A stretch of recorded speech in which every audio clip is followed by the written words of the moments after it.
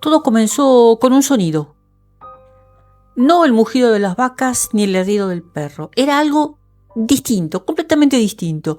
Un siseo húmedo, como si el aire respirara desde dentro de la tierra. Vivo en las afueras del pueblo, rodeado de cerros y silencio.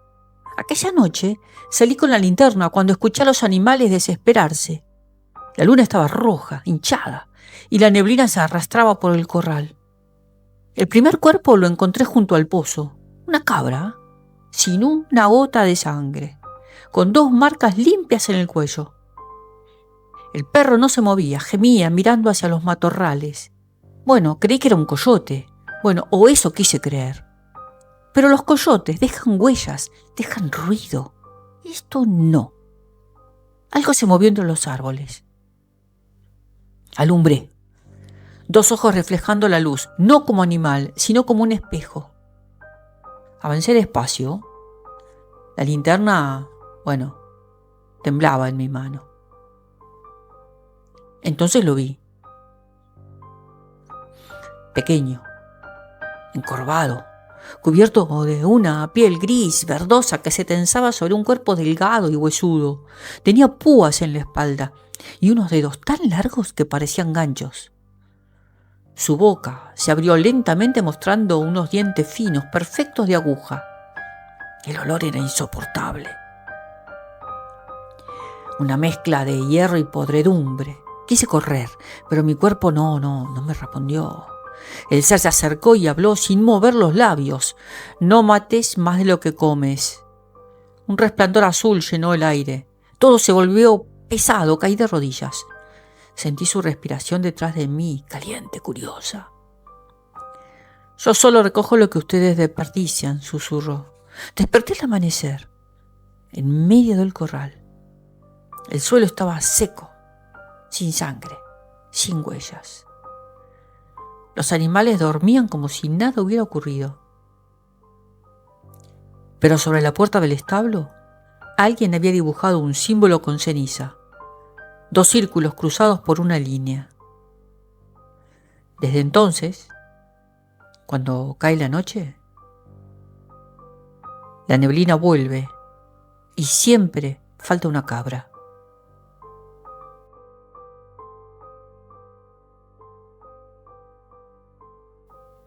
Dicen que el camino del sur no está solo por las noches. Los borrachos, los pastores y los que regresan tarde al pueblo aseguran haber visto al cadejo, ese perro espectral que sigue a los caminantes. Uno blanco que protege, otro negro que condena. Yo nunca creí en eso. Hasta aquella madrugada. Ahí todo cambió. Te cuento. Había salido del bar más tarde de lo habitual. Es cierto que tomé un poco. El aire olía a tierra mojada y a miedo. La luna apenas iluminaba el sendero y el silencio era tan espeso que podía escucharse mi propio pulso. Entonces oí las pisadas. No había tomado tanto como para escuchar cosas que no existieran. Las pisadas que escuchaba eran suaves, acompasadas. Detrás de mí, volteé. Nada. Seguí caminando. Las pisadas también. Vete a casa, susurró una voz ronca, tan baja que no supe si venía del viento o de mis pensamientos. Al girar lo vi. Un perro enorme, de pelaje blanco, unos ojos tristes y luminosos, que se movía sin ruido, me observaba de unos metros. Sentí calma, Por un momento hasta agradecí su compañía. Pero del otro lado del camino, algo se arrastraba entre las sombras. Un segundo perro, negro como el carbón, con unos colmillos demasiado largos. Sus ojos eran 2 brasas ardiendo y su respiración sonaba como el silbido de un fuego que no se apaga. Los dos se quedaron muy quietitos mirándose. El aire se tensó. El blanco se adelantó, interponiéndose entre el negro y yo. Entonces el silencio se rompió. Gruñidos, chasquidos, tierra levantándose en espiral. El camino tembló. Cerré los ojos, Tenía miedo. Cuando los abrí, estaba solo. En el suelo una huella blanca y otra negra. Se cruzaban humeando todavía. Volví al pueblo tambaleando, el corazón latiendo en los oídos. El tabernero me miró y palideció. «Te acompañaron los dos», dijo. «Pocos regresan de eso». Desde entonces no vuelvo a caminar de noche. Pero a veces, cuando me asomo por la ventana, veo a lo lejos dos luces diminutas en el campo, una blanca y una roja, moviéndose juntas, como si aún pelearan por mi alma.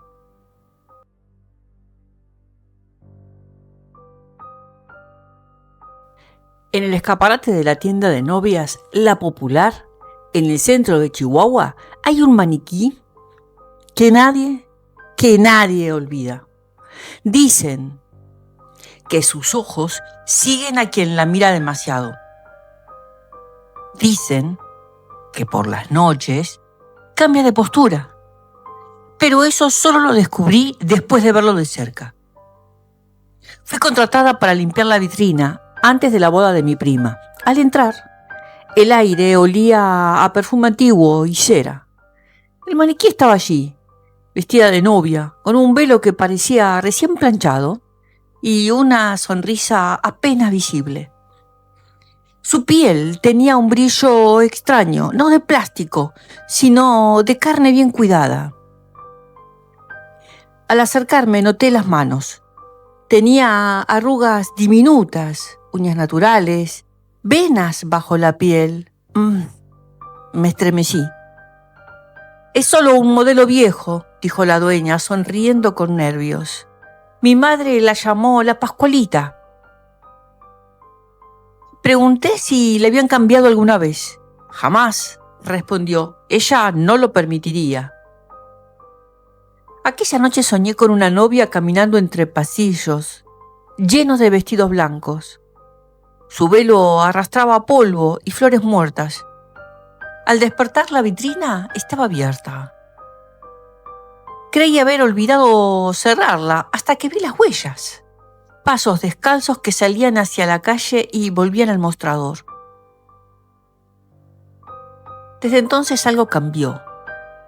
Cada mañana el velo aparece en un ángulo distinto. Los clientes dicen que la Pascualita aparece más triste o más viva. Una niña jura haberla visto parpadear. Yo ya no duermo bien. A veces escucho un roce suave en la vidriera, como uñas golpeando desde adentro. Anoche el sonido fue más fuerte. Fui a mirar. La vitrina estaba empañada por dentro y alguien había escrito con un dedo delgado una palabra en el cristal. «Ayúdame». Llamé a la policía. Dijeron que nadie podía haber entrado. Pero en las grabaciones del local, durante 3 segundos, se ve cómo el maniquí se gira y mira directamente a la cámara.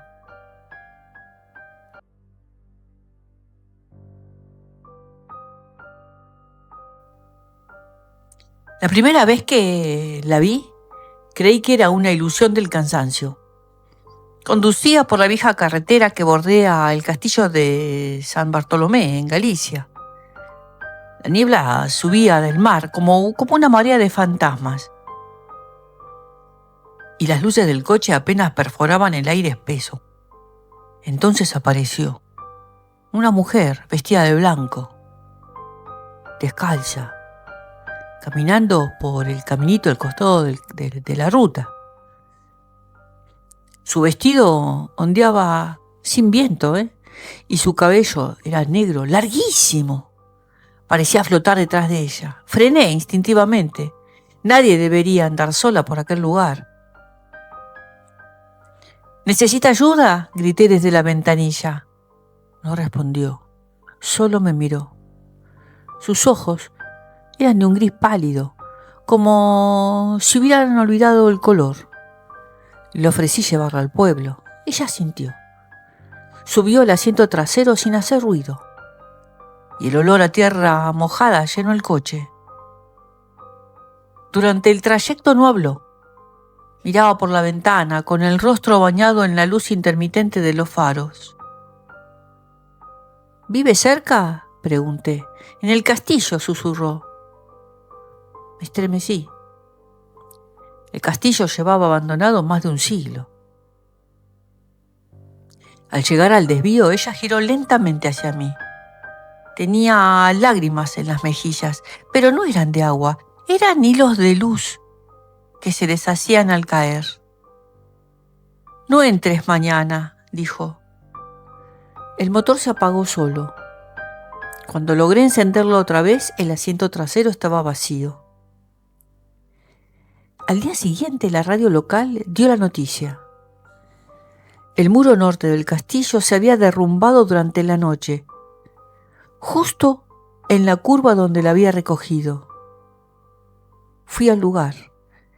Entre las ruinas encontré un retrato ennegrecido por la humedad. Era ella.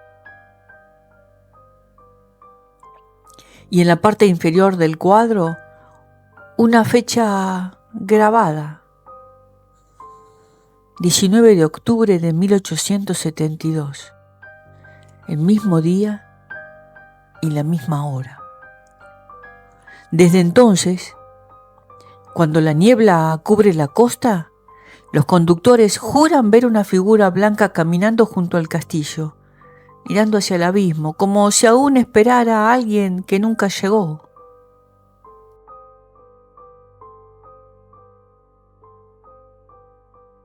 Nunca me gustaron los hospitales, pero aquel tenía algo distinto, un silencio que dolía en los huesos. El hospital del tórax en Terraza llevaba pero años abandonado. Aún así, las puertas de emergencia seguían crujiendo cada noche, como si alguien entrara o saliera. En ese momento yo era estudiante de cine y junto con 2 compañeros decidimos grabar un documental allí. Queríamos registrar el eco de las historias, los suicidios, los susurros, las sombras que aparecían en las fotos. Llegamos al anochecer. La fachada blanca, resquebrajada, parecía contener la respiración. Dentro el aire era pesado, mezclado con polvo y desinfectante antiguo. Las linternas temblaban con cada paso. En el tercer piso encontramos una camilla oxidada frente a una ventana abierta. Bajo ella, el suelo se marcaba con huellas y de zapatos, terminando en el vacío. Dicen que aquí se tiraban los enfermos que no soportaban el dolor, dicen. Así murmuró Laura. O que algo los empujaba, añadí. El viento sopló y un quejido largo recorrió el pasillo. No era el viento. Encendimos la cámara y en el visor apareció una figura blanca al final del corredor, inmóvil. Cuando apunté la linterna ya no estaba. Pero el sonido comenzó. Una respiración entrecortada, amplificada por las paredes. Laura corrió hacia las escaleras. Yo la seguí, pero el aire cambió de temperatura. De pronto el aliento salía visible, helado. La puerta principal se cerró sola. El golpe resonó como un disparo. Volvimos a la habitación donde habíamos dejado el equipo. La cámara seguía grabando, En la pantalla se veía el pasillo vacío y una sombra que caminaba hacia la lente, paso a paso, hasta llenar toda la imagen. Luego un gemido. No era el dolor, era el silencio. Salimos al amanecer. El hospital parecía otro, quieto, sin rastro de lo vivido. Pero cuando revisé las grabaciones noté algo imposible. En cada plano, detrás de nosotros, se veía una figura con bata blanca. Conté 3 personas en el grupo, pero había 4 sombras.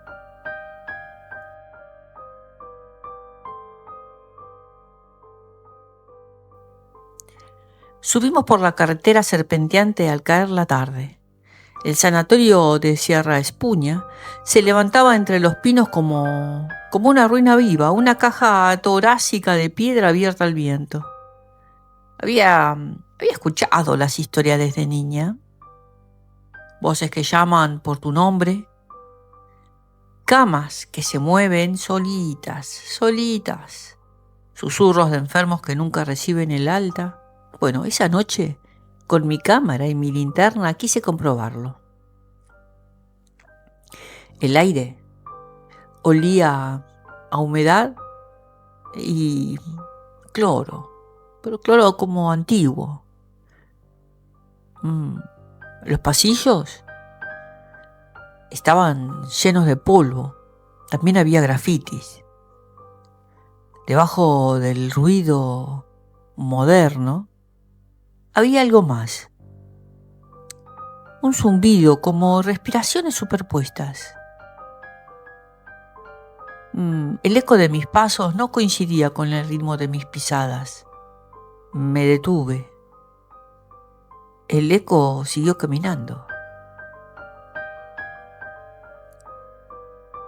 En una sala con ventanas rotas, encontré viejas camillas alineadas frente a un ventanal. Una brisa helada movía las sábanas y en el suelo alguien había dibujado un círculo con ceniza. A lo lejos sonó una tos seca, una tos humana. «Hola», llamé. Nadie respondió. Pero el aire se llenó de polvo suspendido y entré en él. Allí había una figura. Una enfermera con mascarilla, uniforme gris. No caminaba, se deslizaba. Sus ojos eran blancos, opacos, como un vidrio empañado. Me escondí atrás de una camilla. La luz de su lámpara proyectó sombras que parecían moverse por sí solas. «¿Siguen doliendo los pulmones?», susurró. El círculo de ceniza se encendió y el calor me golpeó la cara. Tosí. Una nube de polvo, no de ceniza, me entró en la garganta. Y entonces comprendí. No eran polvo. Eran restos. Corrí hacia la salida. Pero en cada pasillo las puertas se cerraban solas, una tras otra, como si el edificio respirara. Cuando por fin crucé el umbral, la linterna se apagó. Detrás de mí, en el silencio, escuché la misma voz, «No salgas todavía, aún no estás curada». Al amanecer, los excursionistas me encontraron dormida junto a la verja. No recordaba nada, salvo que mi ropa olía a desinfectante y mis manos cubiertas de polvo blanco tenían marcas de dedos ajenos.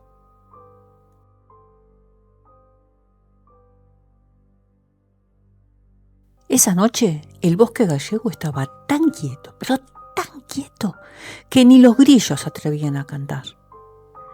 Caminaba por el sendero que une los pueblos de Armental y Soutelo, con la linterna, casi sin batería, cuando el aire cambió. Un olor como a cera derretida, a incienso también, y tierra húmeda. Entonces escuché el primer campanazo. No venía de ninguna iglesia, no había nada alrededor. La neblina se espesó y el camino desapareció bajo mis pies. A lo lejos, entre los árboles, surgió una luz. Una. Luego otra. Y otra. Faroles que flotaban, balanceándose con un ritmo lento, como de respiración. Creí que eran peregrinos, pero al acercarse comprendí que no pisaban el suelo. Eran figuras cubiertas con túnicas blancas, los rostros ocultos bajo capuchas, y cada una sostenía una vela encendida. El silencio se rompió por un rezo antiguo, murmurante, casi inhumano. Sentí el frío antes de verlo, un viento helado que atravesó mi pecho. Quise hablarles, pero una voz dentro de mí dijo: no respires. Entre ellos caminaba un hombre con los ojos cerrados, el rostro pálido, sosteniendo una cruz de madera. El último de la fila llevaba una campanilla que sonaba sin que nadie la tocara. Me quedé helado. El suelo vibraba bajo sus pasos, aunque no tocaban tierra. Cuando pasaron a mi lado, la vela de uno de ellos se apagó. Entonces todos se detuvieron. Giraron lentamente hacia mí. El viento se detuvo.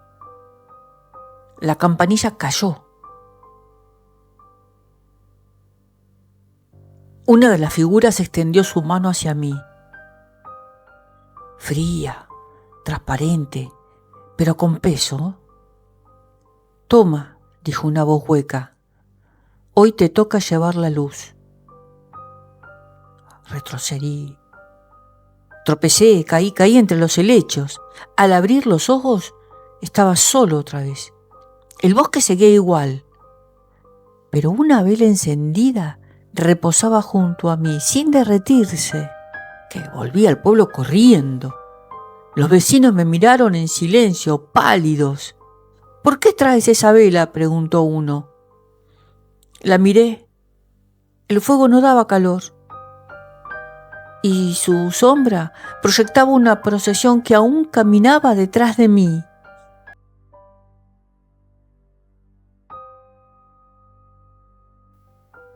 Brigitte duerme entre escombros y rezos olvidados.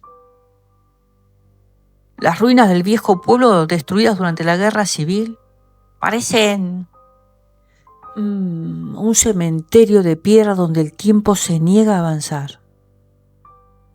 Esa noche fui con mi cámara y una linterna, buscando grabar un documental. Había oído hablar del monje sin rostro, un espíritu que deambula por las iglesias derruidas, rezando por los muertos de ambos bandos. Pensé que era solo una historia, hasta que oí las campanadas. Nadie vive allí desde hace décadas, pero el sonido retumbó entre los muros lento, pesado, como una plegaria arrastrada. Avancé entre los escombros. La luna iluminaba las columnas rotas y los retablos devorados por el fuego. El aire olía a ceniza y aceite viejo. De pronto, el viento cambió de dirección, trayendo un murmullo de voces. No se entendían las palabras, solo el tono, súplica y culpa. Entonces lo vi. Una figura alta, cubierta con un hábito oscuro, caminando hacia lo que quedaba del campanario. Su andar era lento, ceremonioso. En una mano sostenía un rosario ennegrecido. En la otra, una vela que no se consumía. Me acerqué con el pulso desbocado. ¿Quién anda ahí?, pregunté. El monje se volvió. Donde debía estar su rostro, no había nada. Solo un vacío oscuro que temblaba como un humo atrapado dentro del hábito. El suelo vibró bajo mis pies. Las piedras comenzaron a caer de los muros y el sonido de las campanas se hizo insoportablemente agudo. El monje levantó la mano sin rostro y señaló hacia el cielo.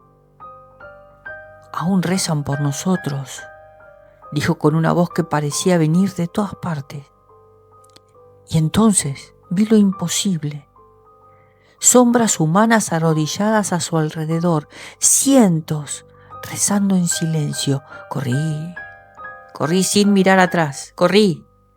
Al llegar al coche, las campanas callaron. Revisé la cámara, todo estaba grabado, salvo un detalle.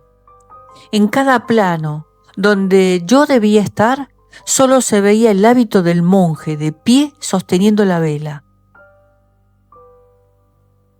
Desde entonces evito Belchite. Pero a veces cuando el viento sopla desde el norte, me parece oír su rezo.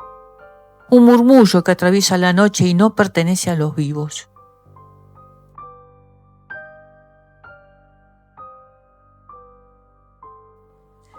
El balneario de Aljama había sido famoso por sus aguas termales curativas.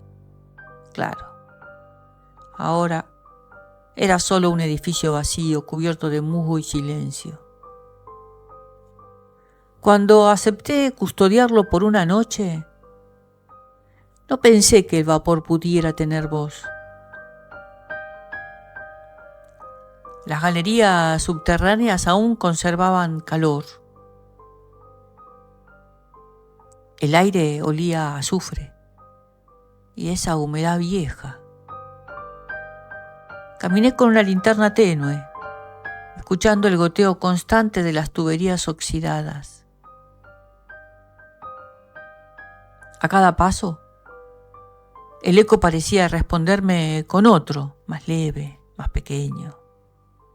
¿Hay alguien aquí?, pregunté.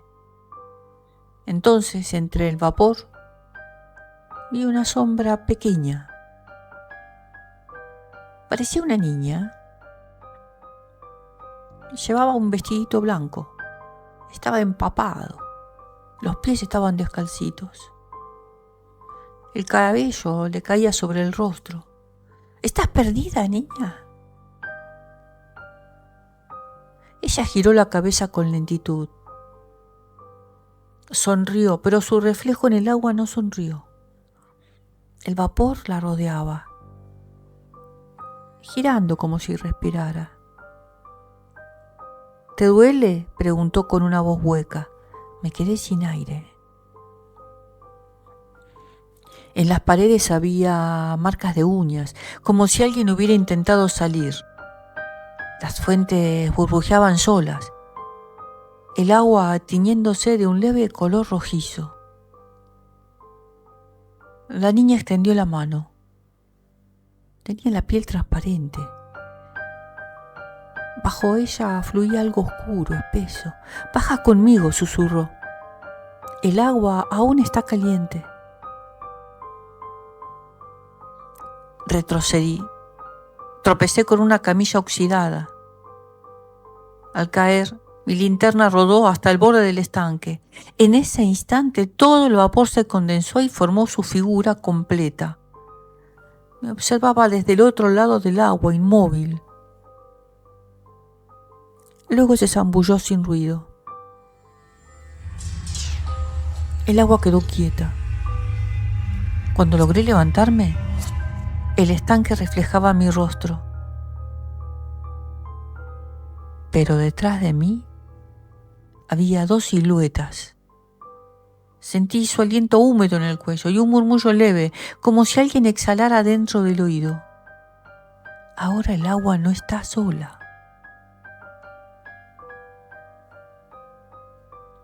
Al amanecer, los operarios encontraron la linterna flotando. El estanque hervía, pero nadie se atrevió a mirar dentro.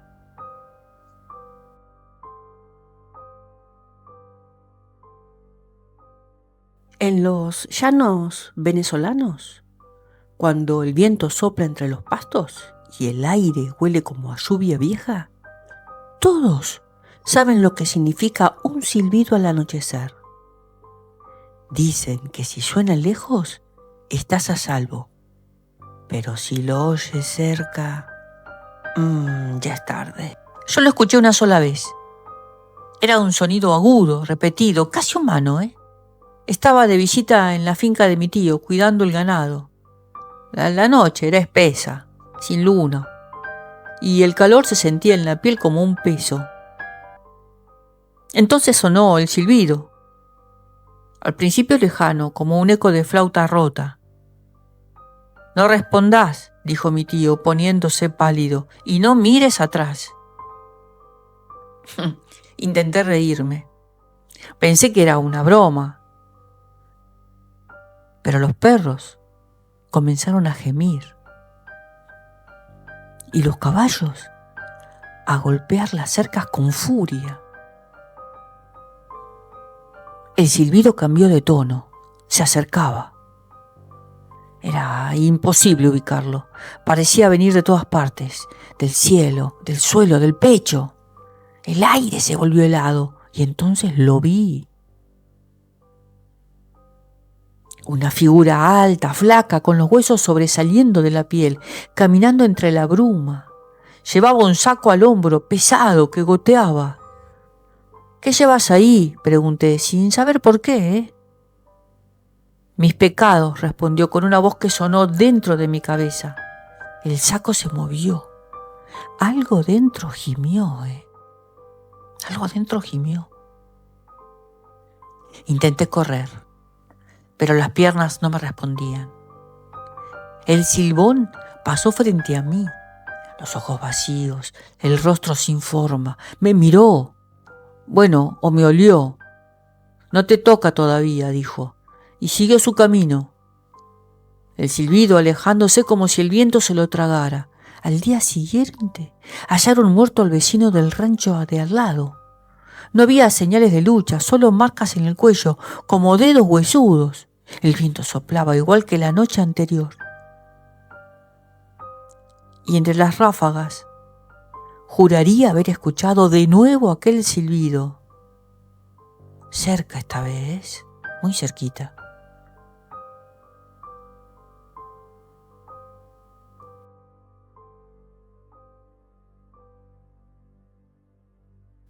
El calor del llano era insoportable, y el ron sabía a polvo y culpa. Esa noche, después de la fiesta del pueblo, tomé el caballo y salí por el camino viejo, con la cabeza llena de promesas que no pensaba cumplir. El cielo estaba negro, sin luna, y los grillos callaron de golpe. Fue entonces cuando escuché el sonido de cascos detrás de mí, suaves pero constantes. Miré hacia atrás. Nadie. El viento trajo un perfume dulce, pesado, a flores marchitas. «Buenas noches, caballero», dijo una voz de mujer. Apareció entre los árboles, montando un caballo tan blanco que casi dolía mirarlo. Su vestido era largo, su cabello negro, y caía como una sombra viva sobre los hombros. «¿Hacia dónde va con tanta prisa?», preguntó. Sonreí, confiado. «A donde usted me lleve, señora». Ella rió, pero su risa tenía eco. Cabalgamos juntos bajo el cielo sin estrellas. No hablaba mucho, solo me miraba con esos ojos tan oscuros que parecían no tener fondo. En un claro del camino se detuvo. «Dígame», susurró, «¿su esposa lo espera?». Tragué saliva. «Sí, pero no lo sabrá». Entonces sonrió de nuevo, y su voz cambió más grave, más bien. «Todas lo saben». El caballo blanco relinchó. El suyo se alzó sobre las patas traseras y su rostro se desfiguró. La piel se volvió gris, los ojos brasas encendidas. Los dientes se afilaron como colmillos. Intenté huir, pero algo me sujetó el cuello. «¿Sabés quién soy?», rugió. «Soy la Sayona». Su aliento olía a ceniza, me arañó el pecho y la piel se abrió sin sangre, solo fuego. Desperté tirado en la carretera, con la camisa rajada y el caballo lejos. Los lugareños me encontraron al amanecer. Dicen que desde esa noche no bebo. Tampoco miento, ni miro a ninguna mujer más. Pero a veces, cuando el viento huele a flores podridas, escucho cascos detrás de mí y un susurro que promete castigo.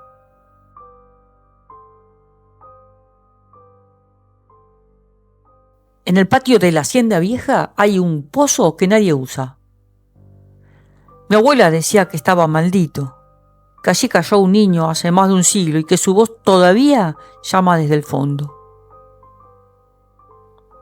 De niña me acercaba a escondidas, solo para escuchar. Y sí, algo hablaba ahí abajo. Años después volví, cuando la casa ya estaba abandonada. El pozo seguía igual, cubierto de hiedra húmeda, con el brocal agrietado. El viento silbaba, pero entre sus huecos se colaba otro sonido más suave, más humano. «Ayúdame», dijo una voz infantil. Me quedé helado. «¿Quién está ahí?», pregunté. Silencio. «Ayúdame, por favor, tengo frío». Me incliné sobre el borde, alumbrando con el móvil. Yo solo vi oscuridad y agua estancada. «¿Cómo te llamás?», susurré. «Lucía», respondió la voz. Sentí el estómago vacío. Ese era mi nombre. Retrocedí un paso, pero el eco volvió a hablar, esta vez más cerca. «Lucía, no te vayas». El aire cambió, tenso, como si respirara desde abajo. Un olor a moho y carne podrida me llenó la nariz. Entonces escuché risas, no una, sino muchas, pequeñas y agudas. El agua del pozo comenzó a burbujear y una mano diminuta, gris, delgada, emergió del fondo, luego otra. Corrí, pero las voces me seguían imitando, repitiendo mis propios gritos con un tono burlón. Cuando logré salir del patio, me giré una última vez. El agua estaba quieta. Solo una cosa había cambiado, mi linterna, caída junto al borde, iluminaba algo grabado en la piedra. Eran letras torcidas, arañadas. «Gracias por venir, Lucía». No volví nunca más, pero a veces por las noches escucho mi voz llamando desde algún lugar de la casa y temo que un día alguien conteste.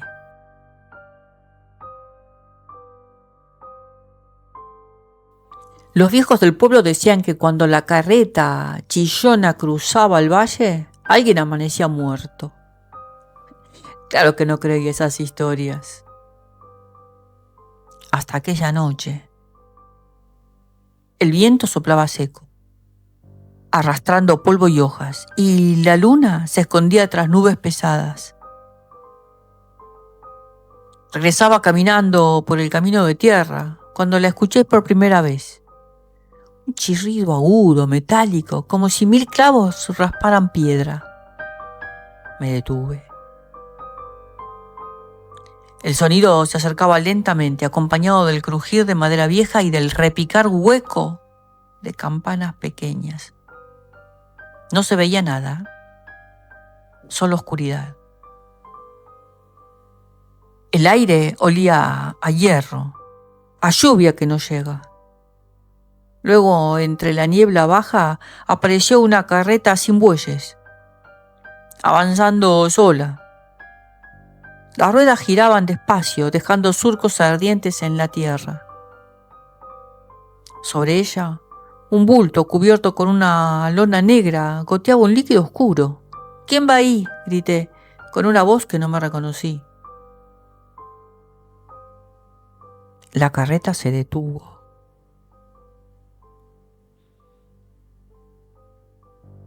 Del asiento, un cochero sin rostro giró la cabeza hacia mí. Sus manos huesudas, sí, sostenían las riendas invisibles. El chirrido se hizo más agudo, tan alto que los oídos me dolieron. Quise correr, pero mis pies estaban clavados al suelo. Entonces, la lona se movió. Una mano blanca salió de debajo. y una voz femenina quebrada susurró: «Sube, todavía hay sitio».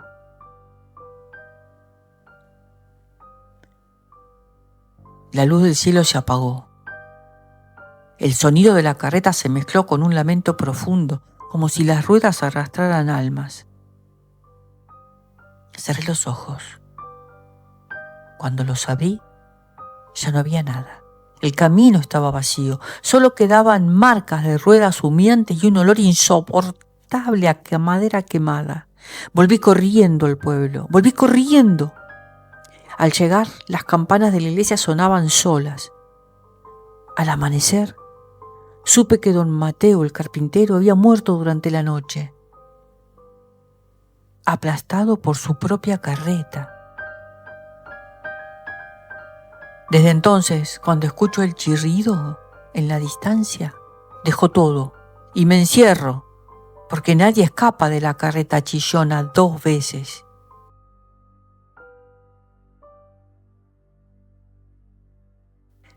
Eran casi las 12 cuando el último tren llegó a la estación.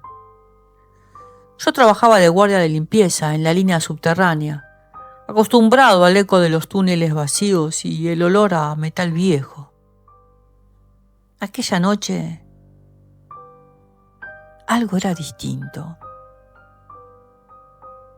El aire estaba helado, más que de costumbre,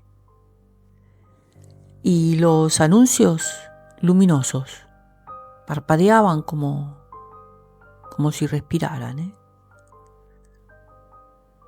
El tren se detuvo sin pasajeros. Las puertas se abrieron solas.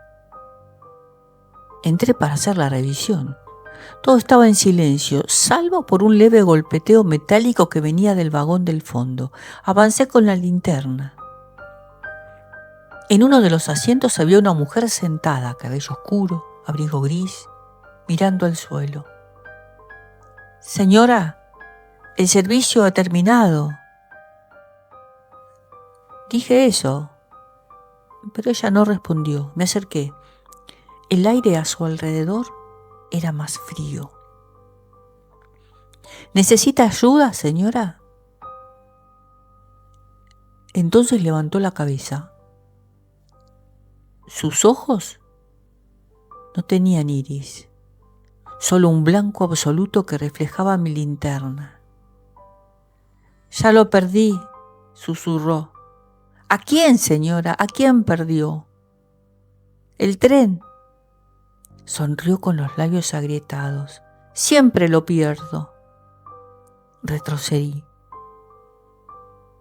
En ese instante las puertas se cerraron de golpe y el tren arrancó. Corrí hacia la cabina, pero no había conductor. Los vagones avanzaban solos, más rápido, más profundo en los túneles. La mujer se levantó y comenzó a caminar hacia mí, su cuerpo temblando como si cada paso la desgarrara. «No me dejes bajar sola». Las luces se apagaron. El vagón vibraba y una ráfaga de viento me arrojó al suelo. Cuando volví a mirar, ella se había desvanecido, pero su reflejo seguía en el cristal de la ventana, sentado frente a mí. El tren se detuvo en una estación sin nombre. Las puertas se abrieron. El andén estaba vacío, cubierto de polvo, unos carteles antiguos. Salí corriendo. Detrás de mí el tren cerró sus puertas y partió hacia la oscuridad. Desde entonces, cada noche, el sistema de cámaras registra un tren fantasma circulando por los túneles más viejos. En el vagón del medio siempre hay una pasajera. Y en su reflejo alguien más, que nunca logró bajar.